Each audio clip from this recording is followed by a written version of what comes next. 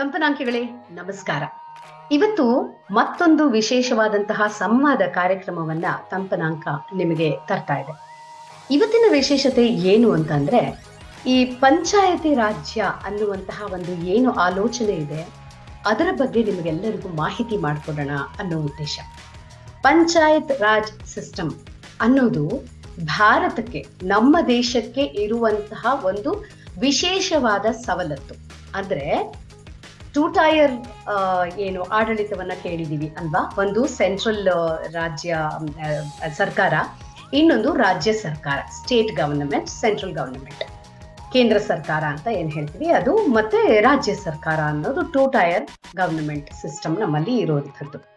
ಆದರೆ ಇದಕ್ಕೆ ಮುಂದುವರಿದ ಭಾಗದಂತೆ ನಮ್ಮಲ್ಲಿ ಮತ್ತೊಂದು ಸಿಸ್ಟಮ್ ಇದೆ, ಅದು ಪಂಚಾಯತ್ ರಾಜ್ ಸಿಸ್ಟಮ್.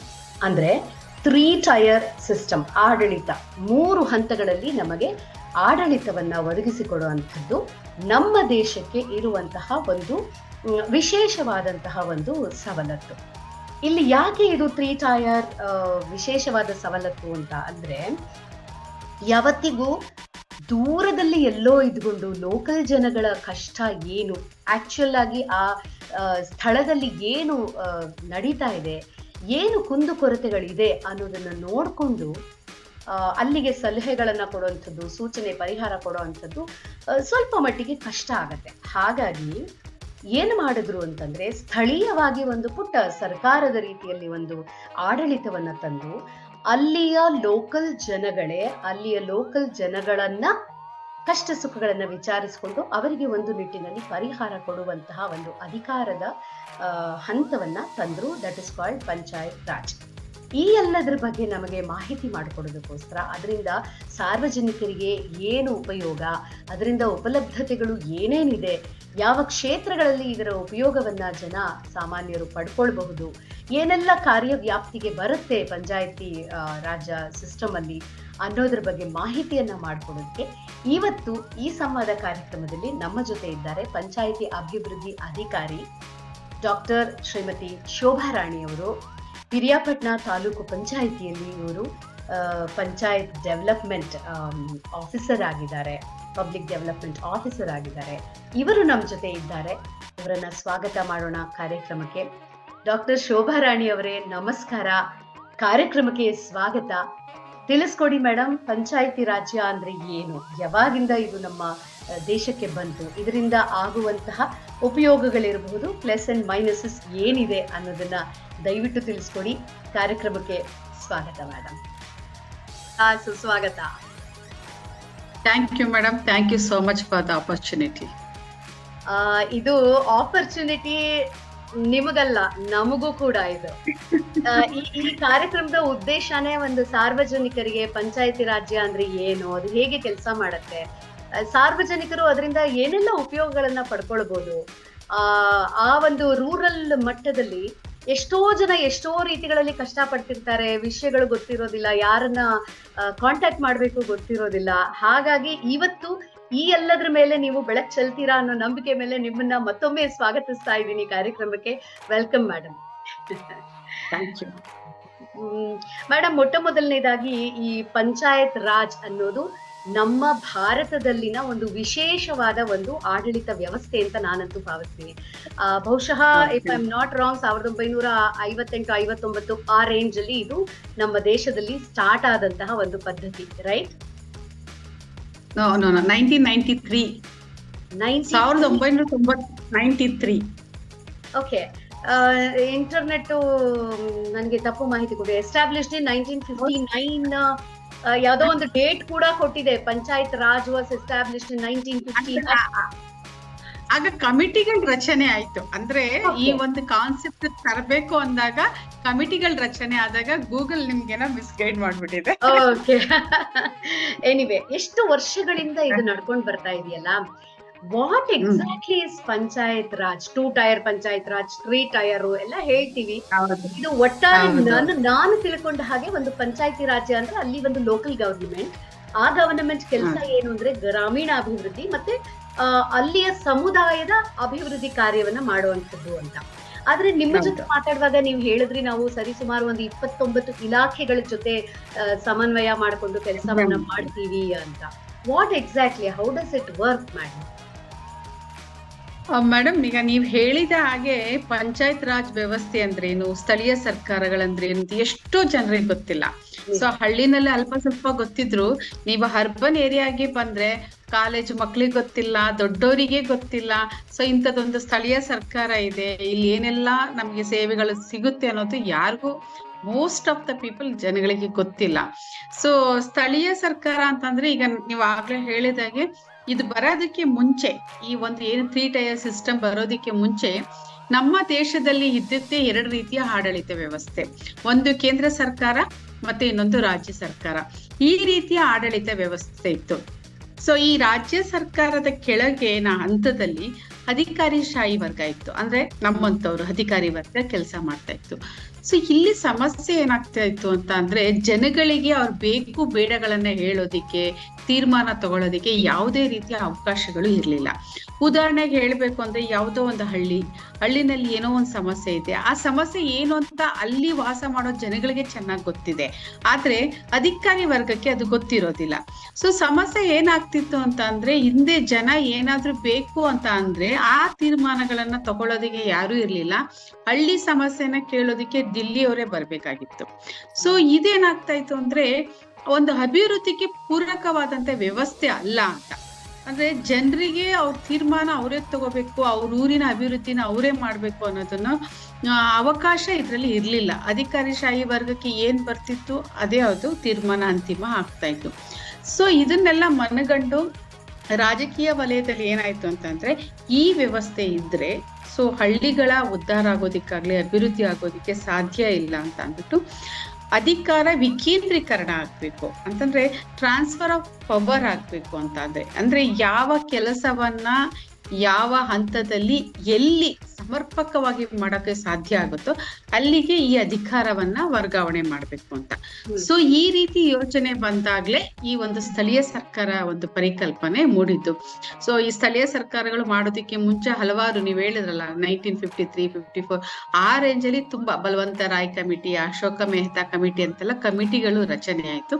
ಸೊ ಅವರೆಲ್ಲ ಅಧ್ಯಯನ ಮಾಡಿ ಹೇಗಿರ್ಬೇಕು, 3 ಟೈರ್ ಸಿಸ್ಟಮ್ ಇರ್ಬೇಕಾ, 2 ಟೈರ್ ಸಿಸ್ಟಮ್ ಇರ್ಬೇಕಾ, ಸಾಧಕ ಬಾಧಕಗಳೇನು, ಅವ್ರ ಕೆಲಸ ಕಾರ್ಯಗಳೇನು, ಸೊ ಈ ರೀತಿ ಎಲ್ಲವನ್ನು ಕಮಿಟಿ ತೀರ್ಮಾನ ಮಾಡಿ ಅಂತಿಮವಾಗಿ 1993 ನಲ್ಲಿ ಈ ವ್ಯವಸ್ಥೆ ಬಂತು. ಸೊ ಪ್ರಸ್ತುತ ನಮ್ಮ ಕರ್ನಾಟಕದಲ್ಲಿ ಕೆಲವು ರಾಜ್ಯದಲ್ಲಿ 2 ಟೈರ್ ಸಿಸ್ಟಮ್ ಇದೆ, ನಮ್ಮಲ್ಲಿ 3 ಟೈರ್ ಕರ್ನಾಟಕದಲ್ಲಿ. ಅಂದ್ರೆ ಜಿಲ್ಲಾ ಪಂಚಾಯತ್ ಇದೆ ಜಿಲ್ಲಾ ಹಂತದಲ್ಲಿ, ತಾಲೂಕಾ ಹಂತದಲ್ಲಿ ತಾಲೂಕ್ ಪಂಚಾಯತಿ ಇದೆ, ಮತ್ತೆ ಸ್ಥಳೀಯವಾಗಿ ಅಂತಂದ್ರೆ ಗ್ರಾಮ ಪಂಚಾಯತಿ ಮಟ್ಟದಲ್ಲಿ ಗ್ರಾಮ ಪಂಚಾಯತ್ ಕಾರ್ಯಾಲಯ ಕಾರ್ಯನಿರ್ವಹಿಸುತ್ತೆ. ಇದು ಒಟ್ಟಾರೆ ಒಂದು ಈ ರೀತಿ ಸಿಸ್ಟಮ್ ನಡೀತಾ ಇದೆ. ಇದೊಂದು ನೀವು ಹೇಳೋದಂದ್ರೆ ಒಂದು ಸಮಗ್ರ ಚಿತ್ರಣ ಆಯ್ತು ಪಂಚಾಯತ್ ರಾಜ್ಯದ ಆಡಳಿತದ ಕುರಿತು. ಇಲ್ಲಿ ನಾನಾಗ್ಲೇ ಹೇಳಿದಾಗೆ ಗ್ರಾಮೀಣ ಅಭಿವೃದ್ಧಿಯನ್ನ ಮಾಡ್ಬೇಕು ಅಂತ ಒಂದು ಮೇಜರ್ ಇಂಟೆನ್ಷನ್ ಇದು. ಗ್ರಾಮೀಣ ಪ್ರದೇಶದ ಬೇರೆ ಬೇರೆ ಸೆಕ್ಟರ್ ಅಲ್ಲಿ ಗ್ರಾಮೀಣ ಅಭಿವೃದ್ಧಿ ಆಗ್ಬೇಕು ಅಂತ. ಬಹುಶಃ ಇಲ್ಲಿ ನಿಮ್ಗೆ ವಿಮೆನ್ ಅಂಡ್ ಚೈಲ್ಡ್ ವೆಲ್ಫೇರ್ ಬರುತ್ತೆ, ಮತ್ತೆ ಕೃಷಿ ಅಭಿವೃದ್ಧಿ ಕೂಡ ಬರುತ್ತೆ, ಅಲ್ಲಿನ ರಸ್ತೆ, ಲೋಕಲ್ ಸಮಸ್ಯೆಗಳು ಎಲ್ಲವನ್ನು ಹೇಳಿದ್ರಿ.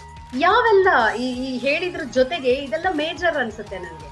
ಇದೆಲ್ಲದ್ರ ಜೊತೆಗೆ ಇನ್ಯಾವೆಲ್ಲ ಒಂದು ಕ್ಯಾಟಗರಿ ಇಲ್ಲಿ ಬರುತ್ತೆ ಈ ಆಡಳಿತದ ಕೆಳಗಡೆ? ಸ್ಥಳೀಯ ಸರ್ಕಾರಗಳ ಮುಖ್ಯವಾದ ಉದ್ದೇಶ ಏನಪ್ಪಾ ಅಂದ್ರೆ ಸಮಗ್ರ ಅಭಿವೃದ್ಧಿ ಮಾಡ್ಬೇಕು ಅಂತ ಅಂದ್ರೆ ಅಲ್ಲಿ ಕಾಂಪ್ರಹೆನ್ಸಿವ್ ಡೆವಲಪ್ಮೆಂಟ್ ಆಗ್ಬೇಕು. ಸೊ ಅದಾಗ್ಬೇಕು ಅಂದ್ರೆ ಒಂದೇ ಇಲಾಖೆಯಿಂದ ಸಾಧ್ಯ ಆಗೋದಿಲ್ಲ. ಈಗ ಗ್ರಾಮೀಣಾಭಿವೃದ್ಧಿ ಪಂಚಾಯತ್ ರಾಜ್ ಇಲಾಖೆ ಒಂದ್ರಿಂದನೇ ನಾವು ಸಮಗ್ರವಾಗಿ ಅಭಿವೃದ್ಧಿ ಆಗೋಕೆ ಸಾಧ್ಯ ಇಲ್ಲ. ಉದಾಹರಣೆ ಕೊಡ್ತೀನಿ. ಈಗ ನಾವೊಂದು ಸರ್ವೆ ಮಾಡ್ತೀವಿ, ಒಂದು ಕುಟುಂಬವನ್ನ ತಗೊಳ್ಳೋಣ. ಆ ಕುಟುಂಬಕ್ಕೆ ಸರ್ವೆ ಮಾಡಿದಾಗ ಏನಾಗುತ್ತೆ, ಆತ ತನ್ನ ಜೀವನದಲ್ಲಿ ಉನ್ನತಿ ಪಡಬೇಕು ಅಂದ್ರೆ ಅವನಿಗೆ ಒಂದು ಹಸುವಿನ ಅವಶ್ಯಕತೆ ಇದೆ. ಅವನು ಹೇಳ್ತಾನೆ, ನನಗೆ ಹಸು ಬೇಕಾಗಿದೆ, ಅದರಿಂದ ನಾನು ಜೀವನ ಅಭಿವೃದ್ಧಿ ಮಾಡ್ಕೊಂತೀನಿ ಅಂತ. ಇನ್ನೊಂದು ಹೇಳ್ತಾನೆ, ನನ್ನ ತಾಯಿ ವಯಸ್ಸಾಗಿದೆ, ಅವ್ರಿಗೆ ಪಿಂಚಣಿ ಸೌಲಭ್ಯ ಕೊಟ್ರೆ ನಂಗೆ ಒಂದ್ ಸ್ವಲ್ಪ ಅನುಕೂಲ ಆಗುತ್ತೆ ಅಂತ ಅದೇ ಕುಟುಂಬದವರೇ ಹೇಳ್ತಾರೆ. ಮತ್ತೆ ಇನ್ನೂ ಸ್ವಲ್ಪ ಮುಂದುವರೆದು ಹೇಳ್ತಾರೆ, ನನ್ ಮಗು ಚಿಕ್ಕದಿದೆ, ಶಾಲೆಗೆ ಸೇರಿಸ್ಬೇಕು, ಅದ್ರ ಬಗ್ಗೆ ನನ್ಗೇನು ಮಾಹಿತಿ ಇಲ್ಲ ಅಂತಾನು ಅವನು ಹೇಳ್ಬೋದು. ಅಥವಾ ನನ್ಗೊಂದು ಜಮೀನಿದೆ, ಆ ಜಮೀನಲ್ಲಿ ಎಲ್ಲ ತುಂಬಾ ಗುಡ್ಡ ಬೆಟ್ಟ ಸಣ್ಣ ಎಲ್ಲ ಇದೆ, ನನಗೆ ವ್ಯವಸಾಯ ಮಾಡ್ಲಿಕ್ಕೆ ಆಗ್ತಿಲ್ಲ, ಆ ಸಮತಟ್ಟಾಗಿ ವ್ಯವಸಾಯ ಆಗ್ಬೇಕು. ಸೊ ಇದಿಷ್ಟು ಆತನ ಸಮಸ್ಯೆಗಳು ಆಯ್ತಾ. ಸೊ ಇಲ್ಲಿ ಆತನ ಸಮಗ್ರವಾಗಿ ಅಭಿವೃದ್ಧಿ ಮಾಡ್ಬೇಕು ಆ ಕುಟುಂಬವನ್ನ ಅಂದಾಗ ಬರೀ ನಮ್ಮ ಇಲಾಖೆ ಒಂದೇ ಸಾಧ್ಯ ಆಗೋದಿಲ್ಲ. ನಾವು ನಮ್ಮ ಇಲಾಖೆಯಿಂದ ಅದನ್ನ ಒಂದು ರಸ್ತೆ ಮಾಡ್ಕೊಡ್ಬೋದು ಅಥವಾ ಮನೆ ಮುಂದೆ ಡ್ರೈನೇಜ್ ಮಾಡ್ಕೊಡ್ಬೋದು. ಆದ್ರೆ ಆತನ ಜಮೀನ್ ಸಮತಟ್ಟು ಮಾಡ್ಬೇಕು ಅಂದ್ರೆ ಕೃಷಿ ಇಲಾಖೆ ಬರ್ಬೇಕು ಅಲ್ಲಿಗೆ. ಅಥವಾ ಆತ ತಾಯಿಗೆ ಒಂದು ಪಿಂಚಣಿ ಯೋಜನೆಯಲ್ಲಿ ವಿಧವಾ ವೇತನನೋ ಅಥವಾ ಏನೋ ವಯೋವೃದ್ಧಿಗೆ ಸಂಬಂಧಪಟ್ಟಂಗೆ ಯಾವ್ದಾದ್ರು ಒಂದು ಪಿಂಚಣಿ ಬೇಕು ಅಂದ್ರೆ ಅಲ್ಲಿ ಕಂದಾಯ ಇಲಾಖೆ ಬರ್ಬೇಕಾಗತ್ತೆ. ಸೊ ಈ ರೀತಿ ಎಲ್ಲಾ ಇಲಾಖೆಗಳನ್ನ ನಾವು ಒಗ್ಗೂಡಿಸ್ಬೇಕಾಗತ್ತೆ. ಅದಕ್ಕೆ ನಾನು ಆಗ್ಲೇ ಹೇಳಿದಾಗೆ ನಾವು ಸರಿಸುಮಾರು 29 ಇಲಾಖೆ ಜೊತೆ ನಾವು ಈ ಸಮನ್ವಯತೆಯನ್ನ ಸಾಧಿಸಿ ಕೆಲಸ ಮಾಡ್ಬೇಕು. ಸೊ ಬ್ಯೂಟಿ ಆಫ್ ದಿಸ್ ನಮ್ಮ ಇಲಾಖೆಯ ಬ್ಯೂಟಿನೇ ಇದು. ಸೊ ನಾವೆಲ್ಲರ ಜೊತೆ ಸಮನ್ವಯ ಸಾಧಿಸ್ತೀವಿ. ನಾವು ಮಕ್ಕಳ ಮತ್ತು ಮಹಿಳಾ ಅಭಿವೃದ್ಧಿ ಇಲಾಖೆ ಜೊತೆ ಇರ್ತೀವಿ, ಶಿಕ್ಷಣ ಇಲಾಖೆ ಜೊತೆ ಇರ್ತೀವಿ, ಮೀನುಗಾರಿಕೆ ಇಲಾಖೆ ಜೊತೆ ಇರ್ತೀವಿ, ಕೃಷಿ ಇಲಾಖೆ, ಕಾರ್ಮಿಕ ಇಲಾಖೆ, ಎಲ್ಲವೂ ಇರ್ತೀವಿ. ಸೊ ಕಾರ್ಮಿಕ ಇಲಾಖೆ ಅಂತ ಬಂದಾಗ ನಮ್ಮ ಈಗ ಪ್ರತಿಯೊಂದು ಗ್ರಾಮ ಪಂಚಾಯತಿಯಲ್ಲಿ ಸುಮಾರು 10ರಿಂದ 12 ಹಳ್ಳಿಗಳು ಇರುತ್ತೆ. ಅಲ್ಲಿ ಎಷ್ಟೋ ಜನ ನಾವು ಗಾರೆ ಕೆಲ್ಸಕ್ಕೆ ಹೋಗುವಂತವ್ರು ಇರ್ತಾರೆ, ಕಟ್ಟಡ ಕಾರ್ಮಿಕರು ಇರ್ತಾರೆ. ಸೊ ಅವ್ರಿಗೆಲ್ಲ ಅವ್ರ ಹಕ್ಕುಗಳ ಬಗ್ಗೆ ಮಾಹಿತಿಯೇ ಇರೋದಿಲ್ಲ. ಸೊ ನಾವೇನ್ ಮಾಡ್ತೀವಿ, ಅಂತ ಫಲಾನುಭವಿಗಳನ್ನ ಆಯ್ಕೆ ಮಾಡಿ ಕಾರ್ಮಿಕ ಇಲಾಖೆಯ ಜೊತೆ ಸಮನ್ವಯತೆಯನ್ನ ಸಾಧಿಸ್ತೀವಿ. ಅಂದ್ರೆ ಅವ್ರಿಗೇನಾದ್ರು ಲೇಬರ್ ಕಾರ್ಡ್ ಬೇಕಾಗಿದ್ಯಾ ಅಥವಾ ಅವ್ರಿಗೇನಾದ್ರು ಅನಾರೋಗ್ಯ ಕಾರ್ಡ್ದಾಗ ಅದಕ್ಕೆ ಸಂಬಂಧಪಟ್ಟಂಗೆ ಅವ್ರಿಗೇನಾದ್ರು ಧನ ಸಹಾಯ ಸಂಬಂಧಪಟ್ಟ ಇಲಾಖೆಯಿಂದ ಸಿಗ್ಬೇಕು, ಈ ರೀತಿ. ಸೊ ಎಲ್ಲಾ ಇಲಾಖೆಯನ್ನ ಒಗ್ಗೂಡಿಸಿದಾಗ ಮಾತ್ರ ನಾವು ಸಮಗ್ರ ಅಭಿವೃದ್ಧಿ ಮಾಡೋಕೆ ಸಾಧ್ಯ. ಹಿಂದೆ ಎಲ್ಲ ಈ ಕಾನ್ಸೆಪ್ಟ್ ಹಿಂದೆ ಇರ್ಲಿಲ್ಲ. ಸೊ ಇತ್ತೀಚೆಗೆ ಇದು ಶುರುವಾಯ್ತು. ಹಿಂದೆ ಏನಾಗ್ತಿತ್ತು, ನಮ್ದೊಂದು ಇಲಾಖೆ, ಈಗ ಆತ ಆ ಕುಟುಂಬದವರು ನಮ್ಮ ಪಂಚಾಯತಿ ಕಾರ್ಯಾಲಯಕ್ಕೆ ಬಂದಾಗ ಆತ 4 ಸಮಸ್ಯೆ ಹೇಳಿದ್ರೆ ನಾವು 1 ಸಮಸ್ಯೆ ಪರಿಹಾರ ಮಾಡಿ ಕಳಿಸ್ತಾ ಇದ್ವಿ. ಸೊ ಇದು ಎಗೇನ್ ಅಭಿವೃದ್ಧಿಗೆ ಪೂರಕ ಆಗ್ತಾ ಇರ್ಲಿಲ್ಲ. ಸೊ ಅದಕ್ಕೆ ಆಗ್ತಿರ್ಲಿಲ್ಲ. 1 ಸಮಸ್ಯೆ ಪರಿಹಾರ ಆಗ್ತಿತ್ತು, ಇನ್ 3 ಸಮಸ್ಯೆ ಹಾಗೆ ಉಳಿತಾ ಇತ್ತು. ಸೊ ಇದನ್ ಮನಗೊಂಡು ನಮ್ಮ ಇಲಾಖೆಯಿಂದ ಒಂದು GPDP ಪ್ಲಾನ್ ಅಂತ ಮಾಡ್ತಾ ಇದೀವಿ, ಗ್ರಾಮ ಪಂಚಾಯತ್ ಡೆವಲಪ್ಮೆಂಟ್ ಪ್ಲಾನ್ ಅಂತ. ಅಂದ್ರೆ ಇದು 5 ವರ್ಷಕ್ಕೆ ಒಂದು ಯೋಜನೆನ ತಯಾರು ಮಾಡ್ತೀವಿ. ಅಂದ್ರೆ ಮುಂದಿನ 5 ವರ್ಷಗಳಲ್ಲಿ ಆಯಾ ಗ್ರಾಮ ಪಂಚಾಯತಿಯಲ್ಲಿರುವ ಹಳ್ಳಿಗಳು ಉದ್ಧಾರ ಆಗ್ಬೇಕು, ಪ್ರತಿ ಕುಟುಂಬ ಉದ್ಧಾರ ಆಗ್ಬೇಕು ಅಂದ್ರೆ ಏನೇನೆಲ್ಲ ಆಗ್ಬೇಕು ಅನ್ನೋದನ್ನ ಸರ್ವೆ ಮಾಡಿ ಒಂದು ಕ್ರಿಯಾ ಯೋಜನೆ, ಒಂದು ಆಕ್ಷನ್ ಪ್ಲಾನ್ ತಯಾರು ಮಾಡ್ತೀವಿ. ಈ ಆಕ್ಷನ್ ಪ್ಲಾನ್ ತಯಾರು ಮಾಡುವಾಗ ಎಲ್ಲಾ ಇಲಾಖೆಯವರು ಇರ್ಬೇಕು, 29 ಇಲಾಖೆಯವರು ಇರ್ಬೇಕು. ಸೊ ಶಿಕ್ಷಣ ಇಲಾಖೆಯವರು ಬರಬೇಕು. ಎಲ್ರೂ ಕೂತ್ಕೊಂಡು ನಾವು ಮುಂದಿನ 5 ವರ್ಷಕ್ಕೆ ಆಗುವಂತದ್ದು ಕೆಲಸಗಳನ್ನ ಅಲ್ಲಿ ಸೇರಿಸ್ತೀವಿ. ಮತ್ತೆ ಪ್ರತಿ ವರ್ಷ ಯಾವ್ಯಾವ್ದಕ್ಕೆ ಪ್ರಯಾರಿಟಿ ಕೊಡ್ಬೇಕು. ಈಗ ನಾವು 100 ಕೆಲಸ ತಕೊಂಡ್ರೆ ಮೊದಲನೇ ವರ್ಷದಲ್ಲಿ ಇಂಪಾರ್ಟೆಂಟ್ 20 ಕೆಲಸ ಮೊದ್ಲು ಆಗ್ಬೇಕು ಅಂತದನ್ನ ಮೊದಲನೇ ವರ್ಷಕ್ಕೆ, ಆಮೇಲೆ 2ನೇ ವರ್ಷಕ್ಕೆ ತಗೊಂಡು ಹೋಗ್ತೀವಿ. ಸೊ ಇದ್ರ ಒಟ್ಟಾರೆ ನಾವ್ ಹೇಳ್ಬೇಕು ಅಂದ್ರೆ ಎಲ್ಲಾ ಇಲಾಖೆಯವರು ಕೂತು ಇದೊಂದು ಸಮಗ್ರವಾಗಿ ಒಂದು ಕ್ರಿಯಾ ಯೋಜನೆ ತಯಾರು ಮಾಡಿದಾಗ ನಾವ್ ಏನೀಗ ಆಶಯ ವಿಕೇಂದ್ರೀಕರಣದ ಆಶಯ ಇದೆಯಲ್ಲ ಪಂಚಾಯತ್ ರಾಜ್ ವ್ಯವಸ್ಥೆ, ಅದಕ್ಕೆ ಪೂರಕವಾಗಿ ನಾವು ಕೆಲಸ ಮಾಡ್ಬೋದು, ಕೆಲಸಗಳು ನಡ್ಕೊಂಡು ಹೋಗುತ್ತೆ ಸುಲಲಿತವಾಗಿ. ನನಗೆ ಒಂದು ಸೋಜಿಗ ಏನಂತಂದ್ರೆ ಇಷ್ಟೆಲ್ಲ ವಂಡರ್ಫುಲ್ ಸಿಸ್ಟಮ್ ಇದೆ, ವ್ಯವಸ್ಥೆ ಅಂತೂ ಅತ್ಯದ್ಭುತ. ನೀವು ಹೇಳ್ತಿದ್ದಾಗಂತೂ ಎಷ್ಟು ಚೆನ್ನಾಗಿ ಸ್ಟೆಪ್ ಬೈ ಸ್ಟೆಪ್ ಕ್ಲಾರಿಟಿ ಸಿಗ್ತಾ ಹೋಗುತ್ತೆ. ಇಷ್ಟೊಂದೆಲ್ಲ ಅನುಕೂಲ ಇರುವಾಗ್ಲೂ ಕೂಡ ನಮ್ಮ ಗ್ರಾಮೀಣ ಅಭಿವೃದ್ಧಿ ಅಷ್ಟ್ರ ಮಟ್ಟಿಗೆ ಆಗಿದೆ ಅಂತ ಅನ್ಸತ್ತಾ? ಮೇಡಮ್, ಮೊದಲೆಲ್ಲ ಅಭಿವೃದ್ಧಿ ಅಷ್ಟಾಗಿಲ್ಲ ಅಂತ ಹೇಳ್ಬೋದಾಗಿತ್ತು. ಆದ್ರೆ ನಾನೀಗ ವ್ಯವಸ್ಥೆಯ ಒಳಗಡೆ ಇರೋದ್ರಿಂದ ತುಂಬಾ ಅತ್ಯುತ್ತಮವಾಗಿ ಆಗ್ತಾ ಇದೆ. ಮತ್ತೆ ಹೆಚ್ಚಾಗಿ ಜನರಿಗೆ ಅವೇರ್ನೆಸ್ ಬರ್ತಾ ಇದೆ. ಈಗ ಎಲ್ಲವೂ ಡಿಜಿಟಲೈಸ್ ಆಗಿದೆ, ಎಲ್ಲವೂ ಪಾರದರ್ಶಕತೆಗೆ ತೆರ್ಕೊಂಡಿದೀವಿ, ಉತ್ತರದಾಯಿತ್ವವನ್ನ ನಾವು ಹೊಂದಿದೀವಿ. ಇವಾಗ ಮೊದ್ಲ ಆ ರೀತಿ ಇರ್ಲಿಲ್ಲ, ಯಾವ್ದು ಡಿಜಿಟಲೈಸ್ ಆಗಿರ್ಲಿಲ್ಲ.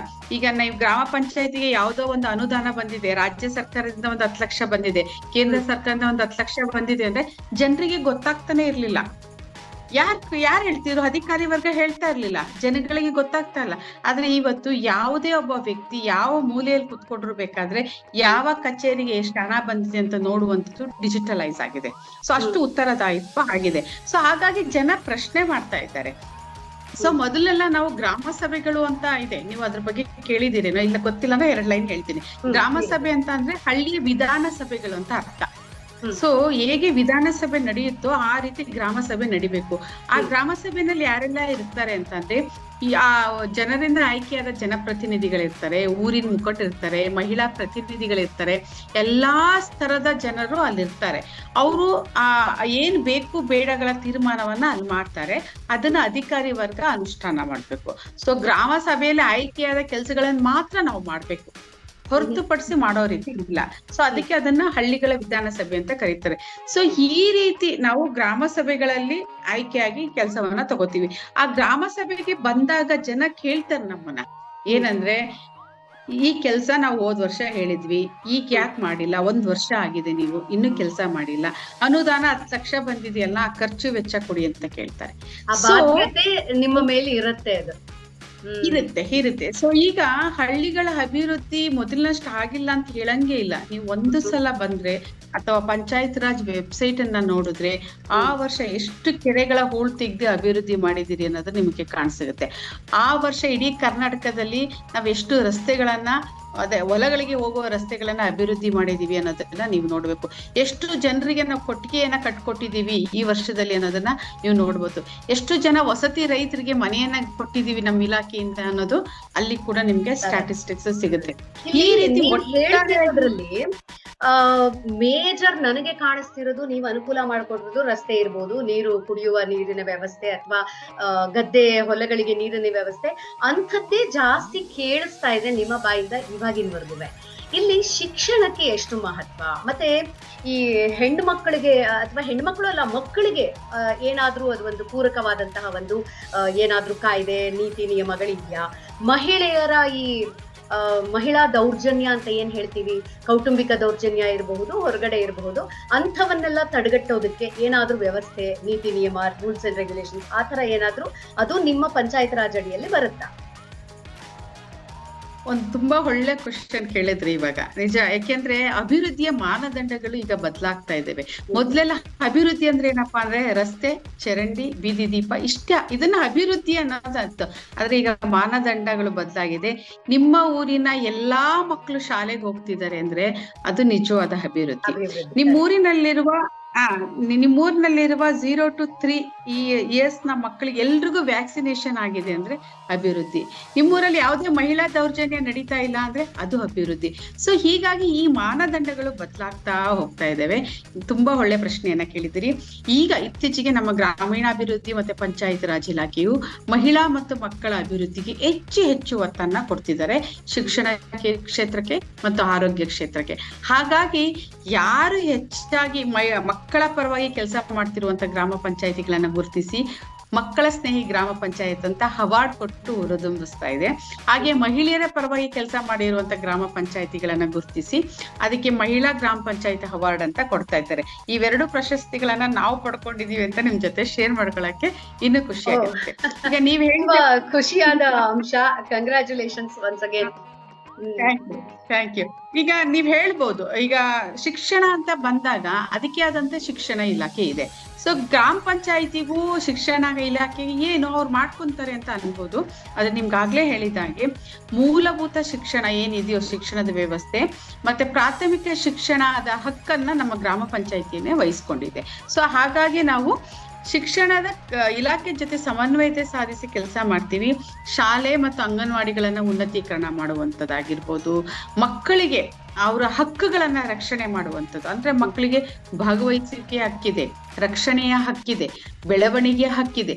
ಈ ಎಲ್ಲಾ ಹಕ್ಕುಗಳನ್ನ ಸಂರಕ್ಷಣೆ ಮಾಡುವಂತ ಕೆಲಸವನ್ನ ಕೂಡ ನಾವು ಮಾಡ್ತಾ ಇದೀವಿ. ಮಕ್ಕಳಿಗೆ ಒಂದು ಶಾಲಾ ವಾತಾವರಣ ಅಂತಂದ್ರೆ ಸೆಕ್ಯೂರ್ಡ್ ಆಗಿರ್ಬೇಕು ಆ ವಾತಾವರಣ. ಸೊ ಅದನ್ನ ನಿರ್ಮಾಣ ಮಾಡೋ ಬಗ್ಗೆ ಮಾತಾಡ್ತಾ ಇದ್ದೀರಲ್ಲ, ಈ ಮಕ್ಕಳ ಹಕ್ಕುಗಳ ಬಗ್ಗೆ ನನ್ನ ಒಂದು ನಾಲೆಡ್ಜ್ ಪ್ರಕಾರ ಪ್ರತಿ ತಿಂಗಳು ಕೂಡ ನೀವು ಒಂದು ಸಭೆಯನ್ನ ನಡೆಸಬೇಕಾಗತ್ತೆ ಜಿಲ್ಲಾ ಪಂಚಾಯತ್ ಮಟ್ಟದಲ್ಲಿ. ಇದು ಹೇಗೆ ನಡೆಯುತ್ತೆ? ಪ್ರತಿ ತಿಂಗಳು ನಡೀತಾ ಇದೆಯಾ ಎಲ್ಲ ಕಡೆ? ಅಲ್ಲ, ಪ್ರತಿ ತಿಂಗಳು ಅಂತ ಏನಿಲ್ಲ, ಅದಕ್ಕೆ ಆದಂತ ಒಂದು ಕಮಿಟಿಯನ್ನ ನಾವು ಮಾಡ್ತೀವಿ. ಆ ಕಮಿಟಿನಲ್ಲಿ ಸಭೆಗಳಾಗುತ್ತೆ. ಪ್ರತಿ ತಿಂಗಳು ಆಗ್ಬೇಕು ಅನ್ನೋದು ಏನಿಲ್ಲ ನಮ್ಗೆ. ಸೊ ಅದು ನಮಗೆ ಅನುಕೂಲವಾಗಿ ಅಟ್ಲೀಸ್ಟ್ ಮಿನಿಮಮ್ ವರ್ಷಕ್ಕೆ 3 ರಿಂದ 4 ಸಭೆಗಳನ್ನಾದ್ರೂ ನಾವು ನಡೆಸ್ತೀವಿ. ಸೊ ಮತ್ತೆ ನಾವು ಈಗ ಆಲ್ರೆಡಿ ಹೇಳಿದ ಹಾಗೆ ಆ ಇಲಾಖೆ ಜೊತೆನೂ ಸಮನ್ವಯತೆ ಸಾಧಿಸ್ತೀವಿ. ಮತ್ತೆ ಮಕ್ಕಳ ಹಕ್ಕುಗಳಿಗೆ ನಾವು ಸಂಬಂಧಪಟ್ಟಂಗೆ ನಾವೊಂದು ಕಮಿಟಿಯನ್ನ ಮಾಡ್ಕೊಂಡು ಅದಕ್ಕೆ ಯಾರ್ಯಾರು ಕಮಿಟಿ ಮೆಂಬರ್ ಆಗಿರ್ಬೇಕು ಅದ್ರ ಪ್ರಕಾರ ಮಾಡ್ಕೊಂಡು ಸಭೆಗಳನ್ನ ನಡೆಸ್ತಾ ಇದೀವಿ. ಮತ್ತೆ ಶಾಲೆಗಳಲ್ಲೇ ಒಂದು ಪೋಷಕರ ಸಭೆ ಕೂಡ ನಾವು ನಡೆಸ್ತೀವಿ. ಸೊ ಇವೆಲ್ಲವೂ ಕೂಡ ಇದೆ. ಮತ್ತೆ ನಿಮ್ಗೆ ಶಾಲಾ ಡೆವಲಪ್ಮೆಂಟ್ SDMC ಕಮಿಟಿ ಅಂತ, ಸ್ಕೂಲ್ ಡೆವಲಪ್ಮೆಂಟ್ ಮೇಂಟೆನೆನ್ಸ್ ಕಮಿಟಿ ಅಂತ ಇರುತ್ತೆ, ಅದ್ರ ಜೊತೆ ಕೂಡ ನಾವು ಸೇರಿ ಮಾಡ್ತಾ ಇದೀವಿ. ಸೊ ಒಟ್ಟಾರೆಯಾಗಿ ಹೇಳ್ಬೇಕು ಅಂತ ಅಂದ್ರೆ ಆ ಮಗುವಿಗೆ ಬೆಳವಣಿಗೆಗೆ ಮುಕ್ತ ವಾತಾವರಣವನ್ನ ಕಲ್ಪಿಸ್ಕೊಡೋದು ನಮ್ಮ ಗ್ರಾಮ ಪಂಚಾಯಿತಿಯ ಆದ್ಯ ಕರ್ತವ್ಯ ಆಗಿರುತ್ತೆ. ಬಹುಶಃ ಮತ್ತೆ ಇದು ಗುಣಮಟ್ಟದ ಅಂಗನವಾಡಿ ಶಿಕ್ಷಣ ಕೂಡ ಒಳಗೊಳ್ಳುತ್ತೆ ಅಲ್ವಾ? ಅಂಗನವಾಡಿ ಹೌದು, system ಕೂಡ ಅಂಗನವಾಡಿ ಹೌದು, ಅಲ್ಲೂ ಕೂಡ ನಾವು ಬಾಲ ವಿಕಾಸ ಸಮಿತಿಗಳ ಅಂತ ರಚನೆ ಆಗಿರುತ್ತೆ. ಅದು ಕೂಡ ಗ್ರಾಮ ಪಂಚಾಯತಿ ಜೊತೆ ಕೆಲಸ ಮಾಡುತ್ತೆ. ಸೊ 0 to 3ಗೆ ಒಂದು ವ್ಯವಸ್ಥೆ ಇದೆ. 3 ವರ್ಷದಿಂದ 6 ವರ್ಷದವರೆಗೆ ಅಂಗನವಾಡಿ.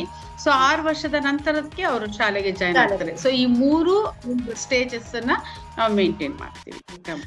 ನಾನು ಕೇಳ್ಪಟ್ಟ ಮಟ್ಟಿಗೆ ಈಗ ಸದ್ಯದ ವ್ಯವಸ್ಥೆ ಅಂತಂದ್ರೆ ನಮ್ಗೆಲ್ಲ ಮುಂಚೆ ನಾವು ಬರ್ತ್ ಸರ್ಟಿಫಿಕೇಟ್ ಇಟ್ಕೊಂಡಿರ್ಬೇಕು ನಮ್ಮ ಒಂದು ಡೇಟ್ ಆಫ್ ಬರ್ತ್ಗೆ, ಆಮೇಲೆ SSLC ಮಾರ್ಕ್ಸ್ ಕಾರ್ಡು ನಮ್ಮ ಡೇಟ್ ಆಫ್ ಬರ್ತ್ಗೆ, ಇಲ್ಲ ನಮ್ಮ ವಿದ್ಯಾಭ್ಯಾಸ ಮುಂದಿನ ವಿದ್ಯಾಭ್ಯಾಸಕ್ಕೆ ಎಲ್ಲಾನು ಏನೋ ಒಂದು ತೊಂದರೆ ಆಯ್ತು, ಯಾವ್ದೋ ದೇಶದಲ್ಲಿ ಹೋಗಿ ನಾನು ಸಿಕ್ಕಾಕೊಂಡೆ, ಏನೋ ಒಂದು ಬ್ಯಾಕ್ ರೂಟ್ ಮಾಡ್ಕೊಳ್ಬೇಕು ಅಂತಂದ್ರೆ ಇಂಥ ಮಗು ಇಂಥ ಹಾಸ್ಪಿಟಲ್ ಹುಟ್ಟಿದೆ, ಅದು ಇದು ಎಲ್ಲ ಟ್ರ್ಯಾಕ್ ಆಗತ್ತೆ.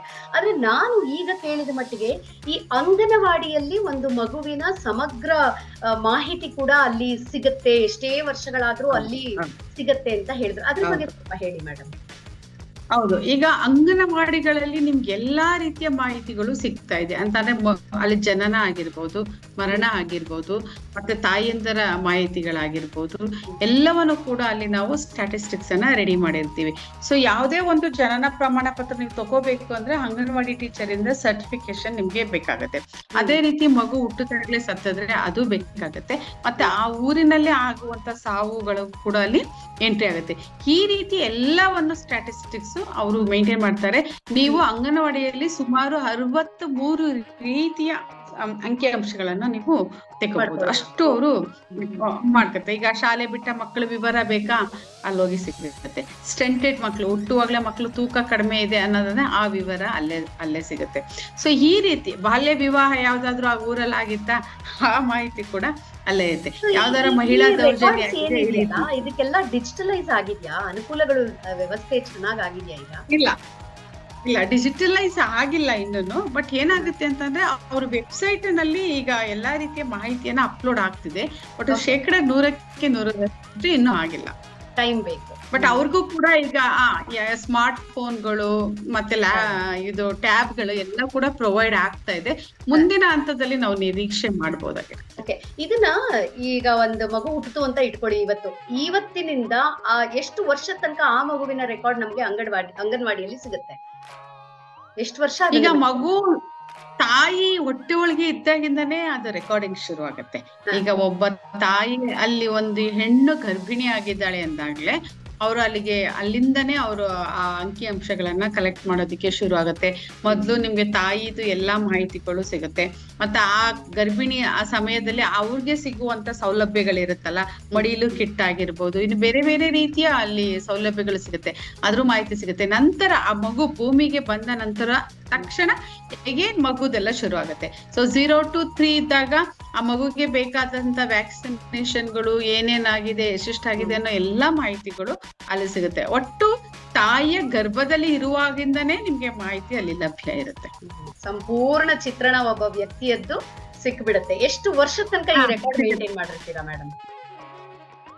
ಮೇಡಮ್, ಅದು ಇಷ್ಟೇ ವರ್ಷ ಅಂತಲ್ಲ, 100 ವರ್ಷದ್ದು ಆಗ್ಬೋದು. ಮುಂದಿನ ವರ್ಷಗಳು ಈಗ ಶುರುವಾಗಿರೋದ್ರಿಂದ ಮುಂದೆ 100 ವರ್ಷ ಆದ್ರೂ ಸಿಗ್ಬೋದು. ನಮ್ಗೇನ್ ಆ ರೀತಿ ಇಷ್ಟೇ ವರ್ಷಕ್ಕೆ ಇಷ್ಟಿದೆ ಅಂತ ಲಿಮಿಟೇಷನ್ ಮಿತಿ ಏನೂ ಇಲ್ಲ, ಲಿಮಿಟೇಷನ್ಸ್ ಏನೂ ಇಲ್ಲ.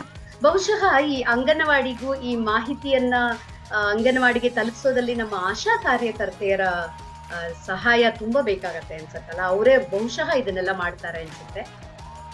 ಹೌದು, ಆಶಾ ಕಾರ್ಯಕರ್ತೆಯರು ಮತ್ತೆ ಅಂಗನವಾಡಿ ಕಾರ್ಯಕರ್ತೆಯರು ಯಾವಾಗ್ಲೂ ಸಮನ್ವಯತೆ ಮಾಡ್ಕೊಂಡೇ ಕೆಲಸ ಮಾಡ್ತಿರ್ಬೇಕಾಗುತ್ತೆ. ಈಗ ಕೆಲವೊಂದು ತುರ್ತಾಗಿ ಯಾವ್ದೋ ಒಂದು ಸರ್ವೆ ಅಂತ ಬಂದಾಗ, ಈಗ ಸರ್ಕಾರದ ದಿಢೀರ್ ಅಂತ ಒಂದ್ ಸರ್ವೆನ ಹಾಕ್ತಾರೆ, ಅದನ್ನ ಅವ್ರಿಬ್ರು ಸೇರೇ ಮಾಡ್ತಾ ಇರ್ತಾರೆ. ಯಾಕೆ ಒಬ್ರ ಕೈಲಿ ಅದ್ ಮಾಡ್ಲಿಕ್ಕೆ ಆಗೋದಿಲ್ಲ.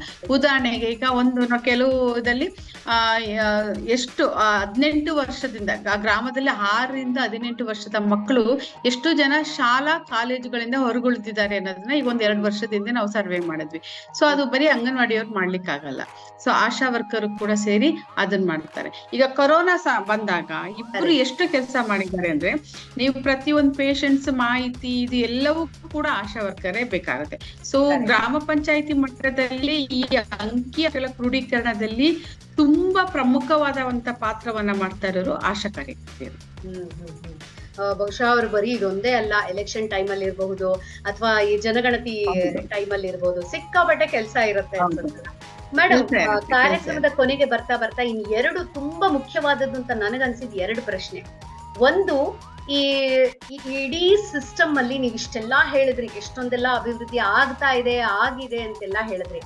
ಆದ್ರೂ ನಮ್ಮ ಯುವ ಜನಾಂಗ ಅಂದ್ರೆ ಗ್ರಾಮೀಣ ಪ್ರದೇಶದಲ್ಲಿನ ಯುವ ಜನಾಂಗ ಸಿಟಿಗೆ ಬರ್ಬೇಕು, ಸಿಟಿಗೆ ಬಂದ್ಬಿಡ್ಬೇಕು, ಸಿಟಿಗೆ ಹೋಗಿ ಸೆಟ್ಲ್ ಆಗ್ಬಿಡ್ಬೇಕು, ಅಲ್ಲಿ ಏನೋ ಒಂದು ಯಾವ್ದೋ ಮಾಲ್ ಅಲ್ಲಿ ಯಾವ್ದೋ ಒಂದು ತರಕಾರಿ ಅಂಗಡಿನಲ್ಲಿ ಕೆಲಸ ಮಾಡಿದ್ರು ಸರಿ, ಸಿಟಿಯ ಆಕರ್ಷಣೆಗೆ ಒಳಗಾಗ್ತಾರೆ. ಯಾಕಿರಬಹುದು ಮೇಡಮ್ ಇದು? ಪ್ರತಿಯೊಂದು ಅನುಕೂಲವನ್ನು ಗ್ರಾಮೀಣ ಲೆವೆಲ್ ಅಲ್ಲೇ ಎಲ್ಲವನ್ನು ಕೊಟ್ಟಾಗ್ಲೂ ಕೂಡ ನಾನ್ ಇಲ್ಲಿಂದ ಇನ್ನೆಲ್ಲೋ ಹೋಗಬೇಕು ಅನ್ನೋ ತುಡಿತ ಅದು ಮಾನವ ಸಹಜ. ಆದ್ರೆ ಇಂತಹದ್ದಕ್ಕೆ ಹೋಗಬೇಕು, ನಾನು ಅಲ್ಲಿ ಕೊಟ್ಟೋಗ್ಬಿಡ್ಬೇಕು ಅನ್ನೋ ಒಂದು ತುಡಿತ ಇದೆಯಲ್ಲ, ಅದು ಯಾಕಿರ್ಬಹುದು ಅಂತ. ಈಗ ನಿಮ್ಗೆಲ್ಲವೂ ಗೊತ್ತಿದೆ, ಆಕರ್ಷಣೆ ಅನ್ನೋದು ತುಂಬಾ ಪ್ಲೇಸ್ ಕೀ ರೋಲ್ ಇದ್ರಲ್ಲಿ, ಮೇಜರ್ ರೋಲ್. ಅಂದ್ರೆ ಈಗ ಎಲ್ಲವೂ ಕೂಡ ಏನಾಗ್ತಿದೆ, ನಗರೀಕರಣಗೊಳ್ತಾ ಇದಾವೆ. ಹಳ್ಳಿಗಳು ಕೂಡ ನಗರೀಕರಣ ಆಗ್ತಾ ಇದಾವೆ. ಎಲ್ಲೋ ಯಾವ್ದೋ ಸಿಟಿಗೆ ಸ್ವಲ್ಪ ಅಟ್ಯಾಚ್ ಆಗಿರುತ್ತೆ. ಸೊ ಅವ್ರಿಗೆ ಒಂದು ತುಂಬಾ ಓಡಾಡುವಂತ ಡಿಸ್ಟೆನ್ಸ್ ಅಲ್ಲೇ ಒಂದ್ ನಗರ ಪಟ್ಟಣ ಇರುತ್ತೆ. ಸೊ ಇವ್ರು ಬೆಳಿಗ್ಗೆನೋ ಸಂಜೆನೋ ಸಮಯ ಸಿಕ್ಕಿದಾಗ ಹೋಗಿ ನೋಡ್ತಾ ಇರ್ತಾರೆ, ಆ ಪಟ್ಟಣದಲ್ಲಿ ಏನ್ ನಡೀತಿದೆ, ಈ ನಗರದಲ್ಲಿ ಏನ್ ನಡೀತಿದೆ ಅಂತ. ಸೊ ಆ ಆಕರ್ಷಣೆ ಅವ್ರನ್ನ ಸೆಳೀತಾ ಇದೆ. ಸೊ ಅವ್ರು ಏನ್ ಅನ್ಕೊಂತಾರೆ, ಈಗ ನೀವು ಹಳ್ಳಿ ಅಂತ ಬಂದಾಗ ನೀವು ಕೃಷಿ ಕೆಲಸ ಮಾಡ್ಬೇಕು ಅಂದ್ರೆ ಅದು ದೈಹಿಕವಾಗಿ ತುಂಬಾ ಶ್ರಮವನ್ನ ಬಿಡುತ್ತೆ. ಮತ್ತೆ ಅದು ಇವತ್ತು ಕೇಳಿ ನಾಳೆನೆ ನಿಮ್ಗೆ ರಿಸಲ್ಟ್ ಸಿಗೋದಿಲ್ಲ. ಕೃಷಿನಲ್ಲಿ ನೀವು ಮಿನಿಮಮ್ 3 months 4 months ಕಾಯ್ಬೇಕು.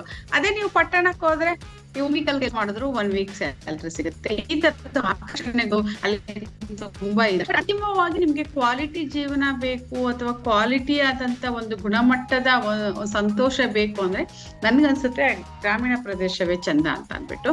ಬಟ್ ಇವಾಗ ಏನಾಗ್ತಿದೆ ಅಂದ್ರೆ ಎಷ್ಟು ಉದಾಹರಣೆಗಳು ನಗರ ಪ್ರದೇಶದಿಂದ ಹಳ್ಳಿಗೆ ವಾಪಸ್ ಬಂದಿರೋ ಉದಾಹರಣೆಗಳು ಇದಾವೆ.